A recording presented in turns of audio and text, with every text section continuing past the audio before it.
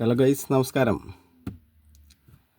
Guys, ഞാൻ രാവിലെ തൊട്ട് ഞാൻ ആലോചിക്കുകയാണ് ഒരു വിഷയത്തിൽ പ്രതികരിക്കണോ പ്രതികരിക്കണ്ടയോ എന്ന്. ഓരോരുത്തരുടെ അഭിപ്രായങ്ങളും സോഷ്യൽ മീഡിയയിലുള്ള കമൻറ്റുകളും പത്രത്തിലുള്ള സംഭവങ്ങളും എല്ലാം ഞാൻ കാണുകയായിരുന്നു. നമ്മുടെ ഇന്നലത്തെ അതിജീവിതമായിട്ടുള്ള വിധിയുമായി ബന്ധപ്പെട്ടാണ്. എത്രത്തോളം ശരിയുണ്ട് അല്ല എത്രത്തോളം, അതായത് തെളിവുകളാണ് പ്രധാനം. അത് ഇപ്പം രഞ്ജിത്ത് പണിക്കർ പറയുന്ന പോലെ തെളിവുകളാണ് പ്രധാനം. തെളിവുകൾ വെച്ചിട്ടാണ് കോടതി കാര്യങ്ങൾ പറയുന്നത്.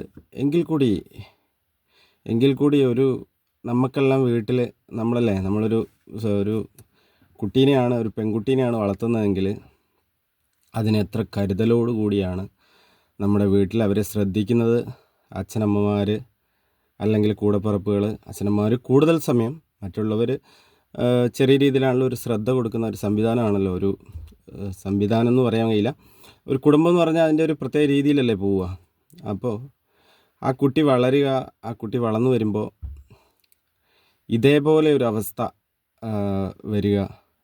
അപ്പോൾ അതിൻ്റെ സാധ്യതകൾ എന്ന് പറഞ്ഞാൽ, ഒരു പക്ഷേങ്കിൽ വേറൊരു കാര്യം കൂടെ പറയാം. ഈ അപകട സാധ്യത, ഈ എന്താ പറയുക, ഈ പ്രതികളെ ശിക്ഷിക്കാനുള്ള കാലയളവിനുള്ള താമസം, യഥാർത്ഥ ശിക്ഷ അവർക്ക് വിധിക്കാനുള്ള കാലയളവിനുള്ളൊരു താമസം വരും. ഈ ഗൂഢാലോചന അന്വേഷിച്ച് ഇപ്പോൾ 8 വർഷം അന്വേഷിച്ചു. 8 വർഷം അന്വേഷിച്ചിട്ടും ഗൂഢാലോചന തെളിയിക്കാൻ കഴിഞ്ഞിട്ടില്ല. അപ്പോൾ ഈ പ്രതികൾ അവിടെ സ്വാതന്ത്ര്യത്തോട് കൂടിയിട്ട് അങ്ങനെ പുറത്ത് പരോളിലെല്ലാം ഇറങ്ങി, അത് എന്താ പറയുക, നമ്മളെ എന്തോ ഫാഷൻ ഷോയ്ക്ക് നിൽക്കുന്ന പോലെയൊക്കെയാണ്. നമ്മൾ പൾസർ സുനീൻ്റെ പല ഫോട്ടോസെല്ലാം കണ്ടിട്ടുണ്ട്. എത്രത്തോളം ഹീനമായ പ്രവൃത്തിയാണ് ചെയ്തതെന്ന് നമുക്കെല്ലാവർക്കും അറിയാം. പക്ഷെ അതല്ല, നമ്മൾ ഇതിൻ്റെ എല്ലാം മറവിൽ നമ്മൾ ഓരോരുത്തരും മനസ്സിലാക്കേണ്ട ഒരു കാര്യം, ഒരാൾ രാവിലെ ഇറങ്ങിയിട്ട് ഒരു വണ്ടിയിൽ ആക്സിഡൻറ്റ് സൃഷ്ടിക്കുന്നു. എന്നിട്ട് അതിനകത്ത് വണ്ടിയിലോട്ട് ആക്സിഡൻറ്റ് നിർത്തി ഇവർ വണ്ടി നിർത്തുമ്പോൾ അതിലേക്ക് ചാടിക്കയറിയിട്ട് മോശമായ രീതിയിൽ ഒരു സ്ത്രീയോട് എന്തെല്ലാം, അവരുടെ മാനത്തെ ഹനിക്കുന്ന രീതിയിൽ എന്തെല്ലാം ചെയ്യാൻ പറ്റുമോ അതെല്ലാം ചെയ്തിട്ട്, ഞാൻ ഇന്നപോലെ ഒരാൾ ദയനീയമായിട്ട് കരഞ്ഞു പറയുന്നു, ഞാൻ നിങ്ങൾക്ക് കാശ് തരാമെന്ന് പറയുന്നു, കാശ് എത്ര വേണേലും തരാമെന്ന് പറയുന്നു. അപ്പോൾ അത് ഇന്ന രീതിയിലുള്ള സംഭവമാണ്, എനിക്കങ്ങനെ ചെയ്യാതിരിക്കാൻ കഴിയില്ല എന്നുള്ള രീതിയിൽ സംസാരിക്കുന്നു. ഇതെല്ലാം മുന്നിൽ നിൽക്കുന്നു, ഈ തെളിവുകളും കാര്യങ്ങളും എല്ലാം മുന്നിൽ നിൽക്കുന്നു. ഒരു മെമ്മറി കാർഡ് മിസ്സാകുന്നു, അങ്ങനെ കുറേ കാര്യങ്ങൾ. എന്തൊക്കെയാണെങ്കിലും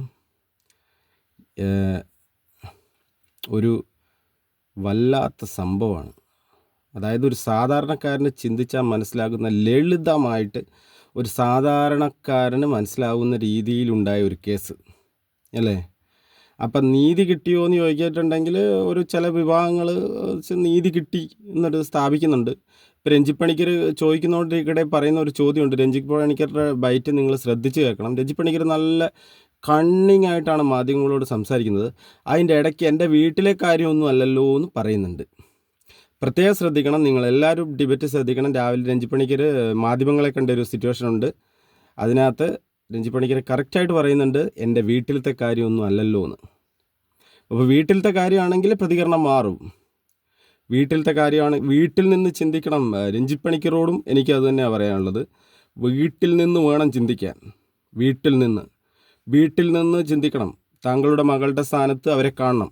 അവരെ കണ്ടിട്ട് നിങ്ങളുടെ മകൾക്ക് സംഭവിക്കുമ്പോൾ ഉണ്ടാകുന്ന വേദനയോടുകൂടി വേണം നിങ്ങൾ സംസാരിക്കാൻ. അല്ലാണ്ട് സംസാരിക്കുന്ന ഭാഷയ്ക്ക് കുറേ സ്ഫുടതയുണ്ട്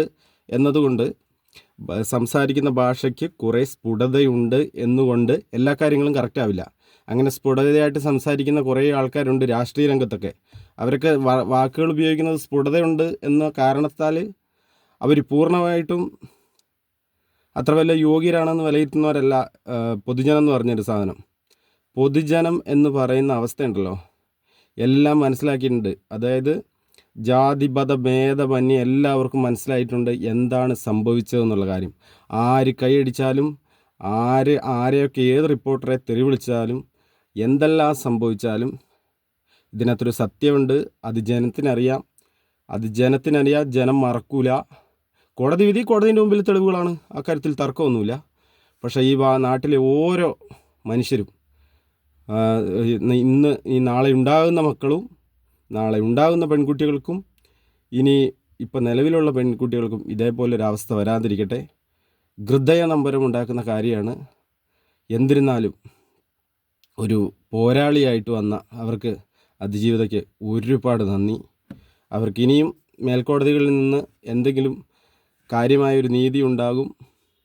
അവരുടെ എല്ലാ പ്രശ്നത്തിനും ഒരു പരിഹാരമുണ്ടാകുന്നൊരു ദിവസം വരും എന്ന് ഞാൻ വിചാരിക്കുന്നു.